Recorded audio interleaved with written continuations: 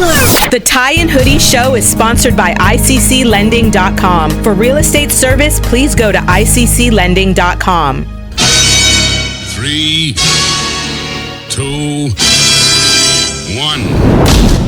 Every human came to earth with a gift, and they must discover that gift and refine that gift for them to be fulfilled. The prerequisite for spending time with any person is that they nourish and inspire you. They feed your flame. Yo, hey man, how you work this radio? You're not listening to the Tie and Hoodie Show. Keep it locked. Owning a home and paying it off is one of the data points of an everyday millionaire. Home sales across the U.S. are on the rise as buyers take advantage of record low mortgage rates. Good morning. Now let's get back to the Tie and Hoodie Show. Good morning. It's the Tie and Hoodie Show right here on 93.5 K-Day. Your favorite show. My favorite show every Sunday morning, 6:30 to 7 a.m. Right here on K-Day. What else can I say? I'm your host, Trevon Smith, also known as Trey. And here's my man, my guy, Andrew Ojesi Koba. How you doing? Good morning, K-Day listeners. Good morning, Wall. Thank you so much for joining us on another beautiful Sunday morning. Appreciate it. Always a pleasure for us to bring the information we try to bring to you to change somebody's life. We always trying to bring some kind of hometown hero, somebody who's doing something positive, somebody who's in the not in the midst. Where I'm in the midst. I'm there. They went through personal growth. That's what we try to bring here, right here on Tie and Hoodie Show. This lady right here has a extensive background in government consulting. I can't wait to pick her brain. She came ready. She's excited. She has a number for us to text that if we need information, and she's going to help us get more information to you guys, the K-Day listener. Miss Kimberly Wilson, how are you doing today?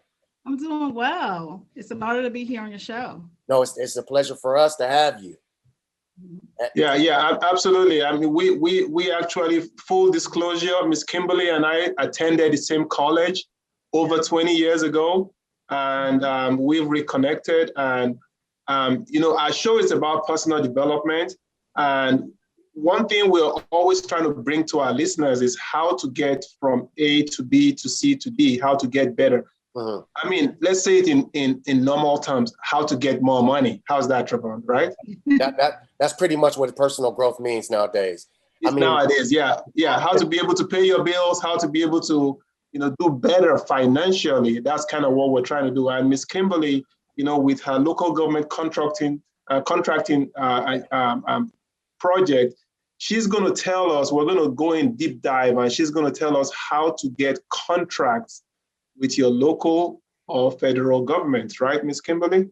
I am. Okay. Look, K-Day listeners, if you don't understand local contracting, government contracting, look, this is something new. This is what we try to bring on the Tie and Hoodie Show. We try to open doors because I think more of our community need to be experienced and witness other things besides sports or entertainment. These are things that we have people in these realms of professionalism that we need to open our doors to the community. She has 15 years of federal, local government management. She's negotiated and administered pipeline construction in excess of $250 million on military bases. That's not something that everybody does.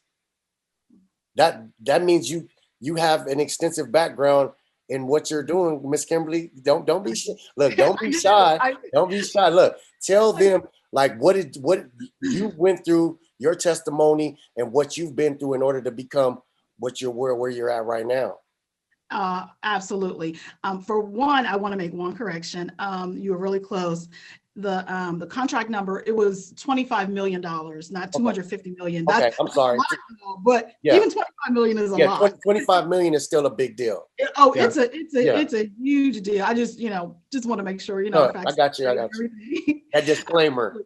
No, disclaimer. Okay, $25 million. Well, yes, I do have an extensive background in contracting and in government contracting. I did spend a bulk of my experience managing, as you mentioned, subcontracts on military bases and doing construction pipeline.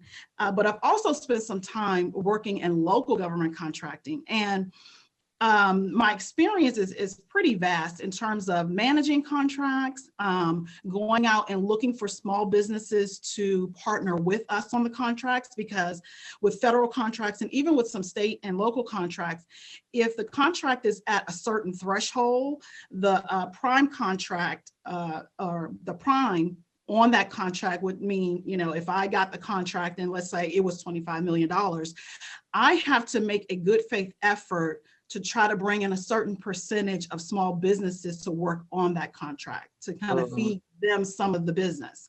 And part of my job was to go out and to find small businesses to partner with us. So I would connect with chambers of commerce in the local areas, because as you mentioned, I did this at 4 different military bases. So they were in North Carolina, South Carolina, and the DC area.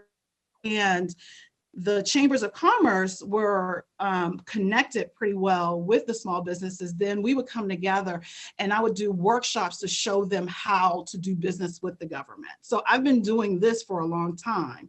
And one of the things I realized is that for a small business to break into government contracting, it's actually a lot easier to do that on the local and state level than it is on the federal level.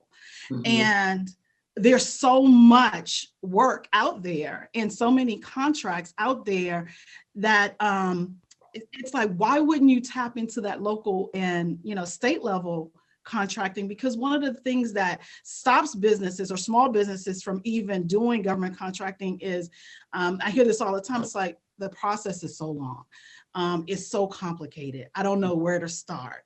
And those are very valid reasons. And what I do is show them how to walk through that process and how to identify those contracts, and also to set up their business systems so that if and when they do win a contract, they're ready to go. They're ready to scale their business. Because if you're already doing business and now you win this contract, you're probably going to have to augment your staff and get additional staffing, or maybe you have to rent equipment and things like that. So let's say, because we're right here in Los Angeles and there's small businesses that want to be part of large contracts. What are some of the benefits they get out of it, and why would they even, what are some things that you can tell them of why they need to get involved, and the benefits, of course, for both sides? For both sides. Okay, awesome. So with coming on as a subcontractor to a prime contract, that's an easy way to kind of get into the contracting space as well, because the prime contractor has done the majority of the legwork in terms of winning that contract.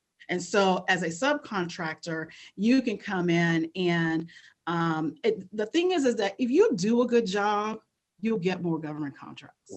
So, if you're like, well, I'm already doing a good job in the space that I'm in, well, there's room for you here. So coming on as a sub, you don't have the type of responsibility that the prime contractor has, but you still do your work and you get it done. And so that's one way to get in it.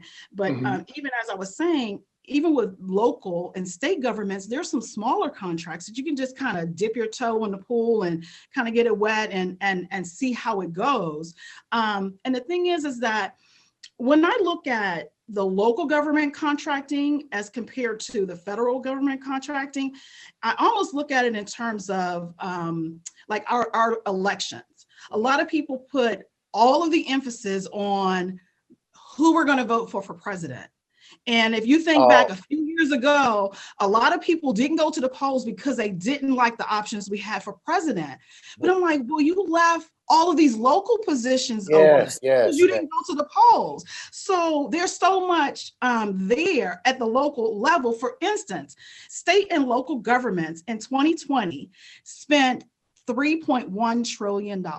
Wait, hold on. Wait, hold on. I got to jump in, okay? Okay, hold on. Go ahead, jump in. Okay. Well, see, I think we're going a little fast. We only have 30 minutes, probably maybe 25 minutes. But I think people are listening right now is like, what are they talking about? Hold on. Because one of the things you said is there's so much opportunity out there for Black and brown people to get involved in doing business with the government on their local level, county, city, state, not federal. There's so much out there. So somebody's thinking like, okay, I'm at my job. I hate my job. I want to start this business. I don't even know where to start. Are you telling me I can do business with the city or with the state or with the... Can we rewind a little bit? We can. And just say, okay, what is government contracting? And how can somebody start a business today and get involved? Get involved. Yeah. Okay. So the thing is that a lot of times when people think of government contracting, they think of the big things like aerospace and technology, right? And they tend to limit what can be done. But the thing is that when I say local government, that includes, your city and local municipalities. That also includes K through 12 schools. It includes community colleges that are state owned, and state colleges. It includes the police department, the fire department. So when you think about those different entities, no matter where you work, everyone uses toilet paper, right? So they use toilet paper, they use pens, they use paper. They're buying things that any business is buying. They're buying food. They are t-shirts. Somebody who has a t-shirt business may not think that they could go in a government space and sell to the government. Are you kidding me? Everybody likes to be branded. I mean, we're talking not just the entire agency, but even departments within the agency. Or if you look at Parks and Rec, they do t-shirts for their summer programs, right? I mean, that's something easy. That's something that people do as a side hustle every day. T-shirt business. It's an easy market to get into. So you can take your side hustle and make it the real hustle. And so one of the reasons I started local government contracting this business is because during COVID, so many people, especially small businesses, and when you think about Black and brown small businesses, they always leave us at the bottom of the totem pole. We did not get, the kind of aid that we should have gotten, in that first round of the PPP monies.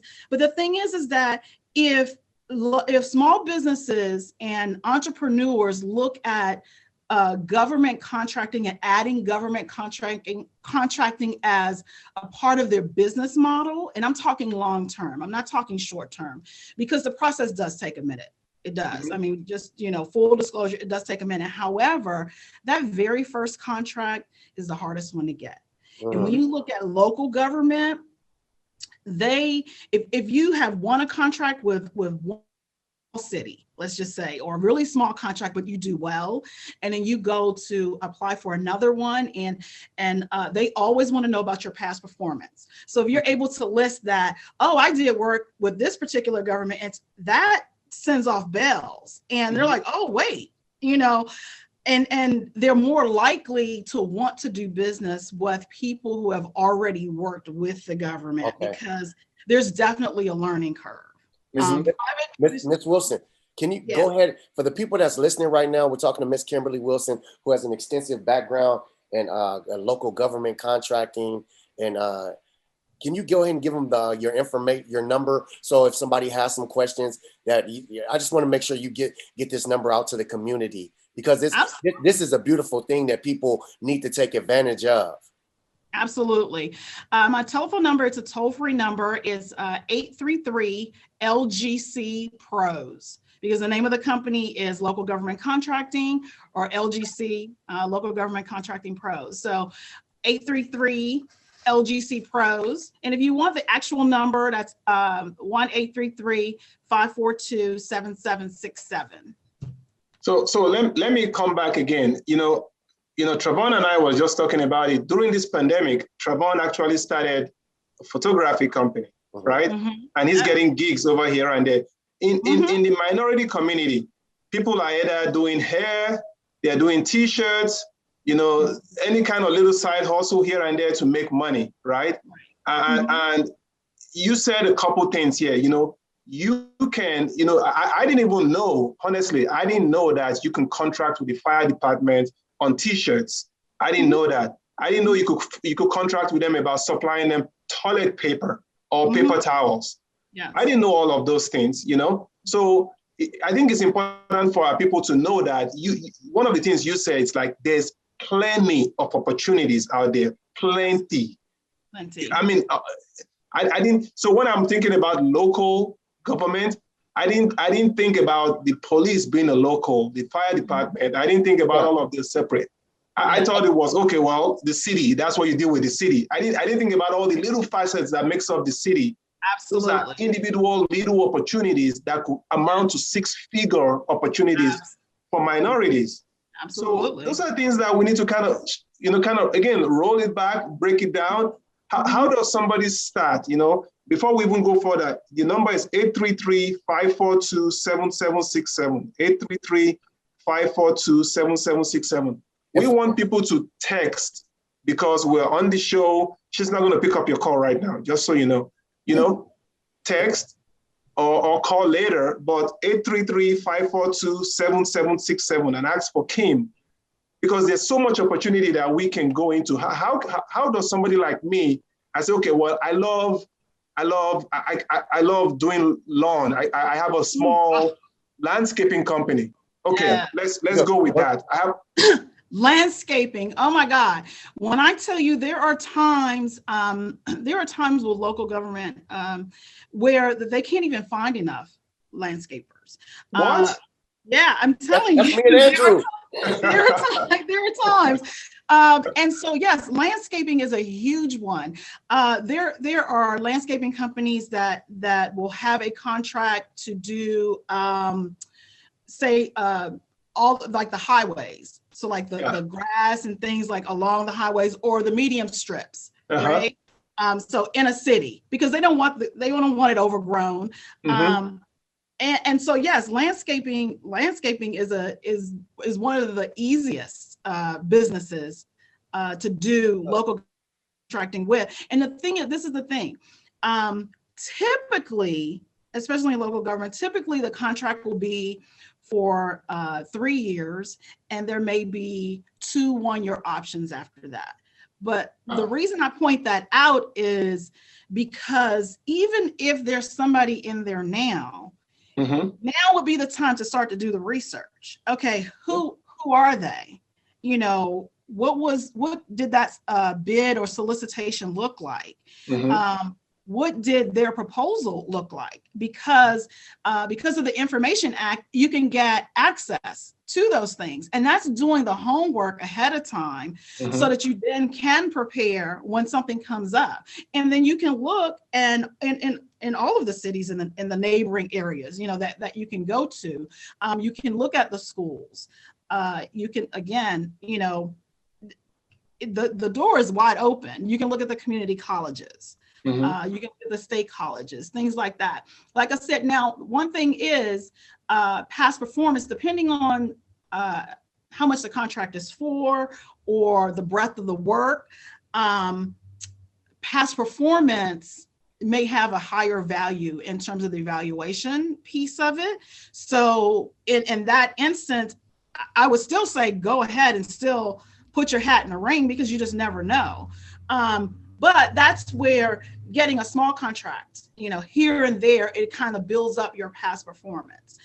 Like I said, with government, your private industry experience, it definitely holds weight, but they get the warm and fuzzies when you've already done work with another agency and then you come on. And so, you know, again, one of the things I do is I built a program that helps to coach small businesses and entrepreneurs through that entire process. And that program helps them to set up their business systems and in a way that the government wants them set up, in a way that it needs to be set up in order to be effective and successful.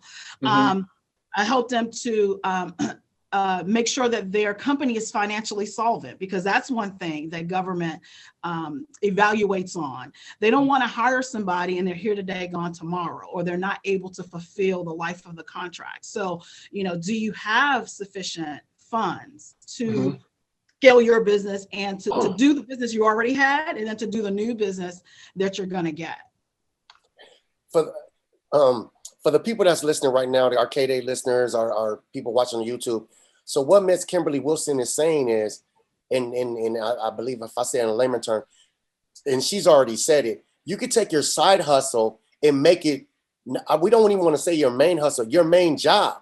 Exactly. And put some time and effort into it. So that's what this whole us bringing Miss Kimberly Wilson to the K-Day listeners and the people watching, this is what she does. She's saying, if you have a t-shirt business, you have a landscaping business, if you have a photography business, or you have a child mentoring program, what she's saying, and you're doing that on the side, and you might do that on the weekends. If you plan it out right, you go to get some of her coaching, and you get some of her technicalities that she's more experienced with, what they're going to ask for. She can put you in a position or show you how to put yourself in a position in order to make your side hustle your main job. And that's why we have you on the show, Miss.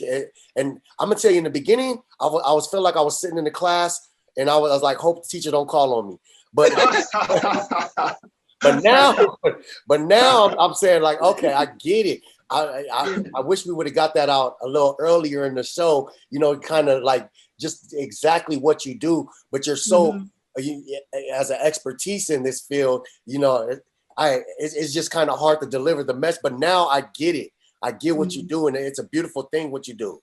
Awesome. I mean, I personally, I get it right. I mean, when you said, a side hustle into a main job, and I'll tell you a quick story. Back home in Nigeria, where I'm from, my mom got a contract with the government to cook for athletes during an athlete game, and we were getting up and we were cooking for 2,000 people 3 times a day. Oh, that was a lot of work. I was like, at least I'm then as a teenager and everything, I'm like, geez, when is this going to stop?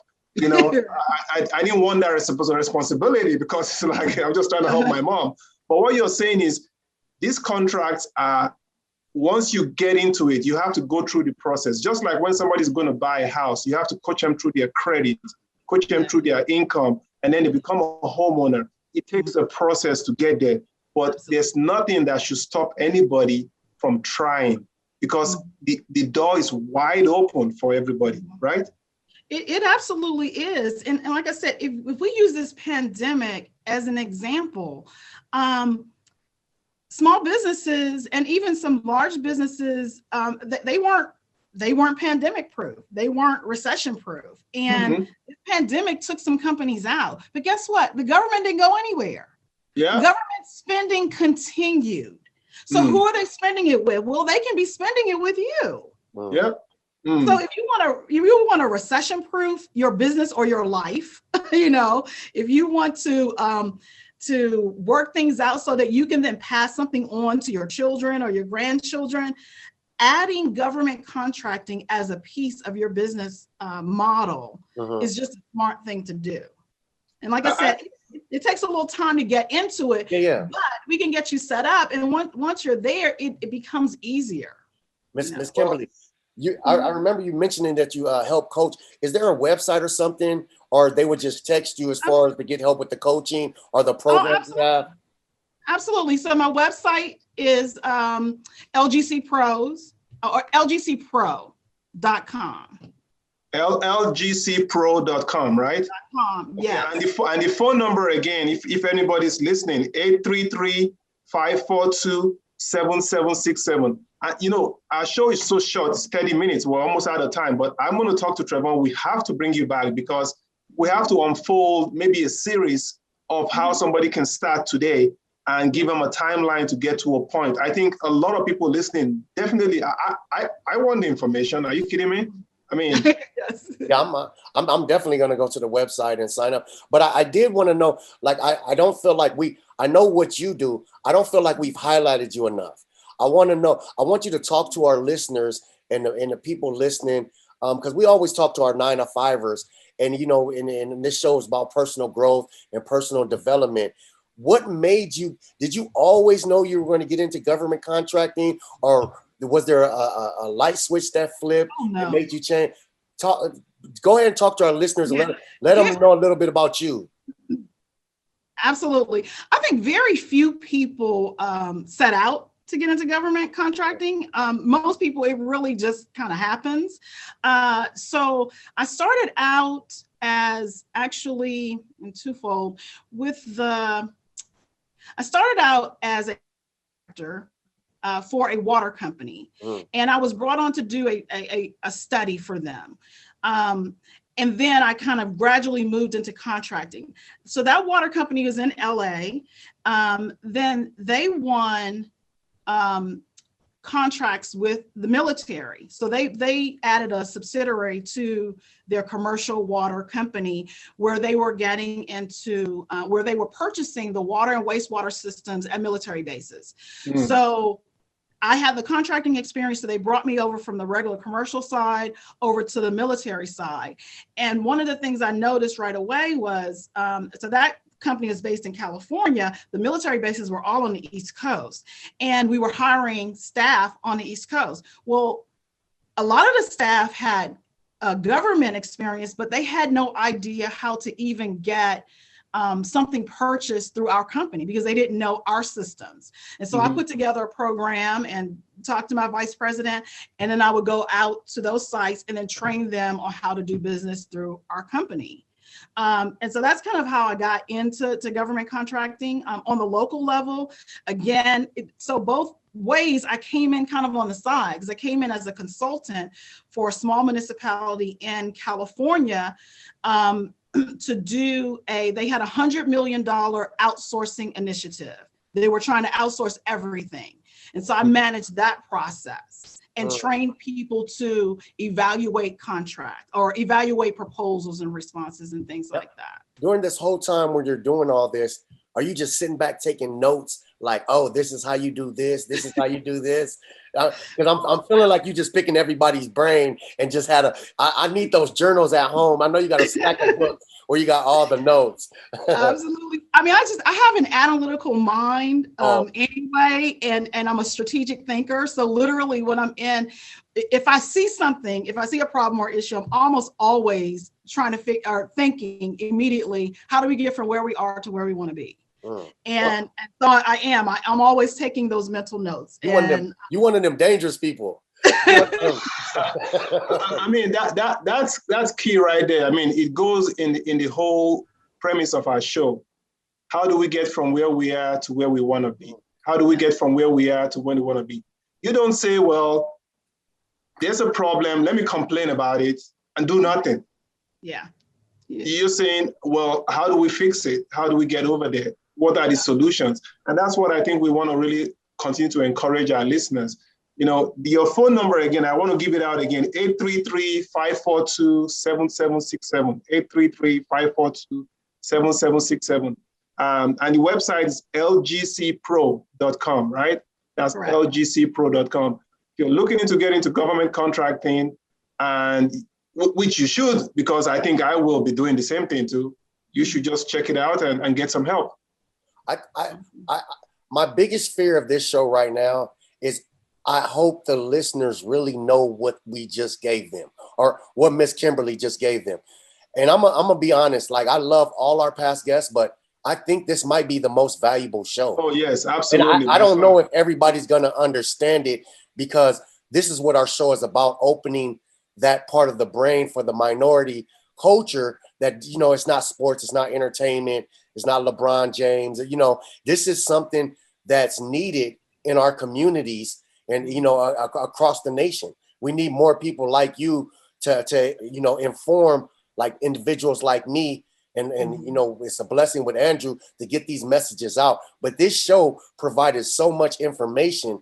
I'm scared that people might not even understand the value of it. That's why we need to bring her back. Oh yeah, We definitely need to bring. Hey, I need you. Look, I need to talk to you every week. Just sitting here, just listening. Trevon, you know what? So I think Andrew said that you picked up photography. Yeah. I know this woman who her first government contract, $70,000 for I think it was 6 weeks. Only 6 weeks worth of work.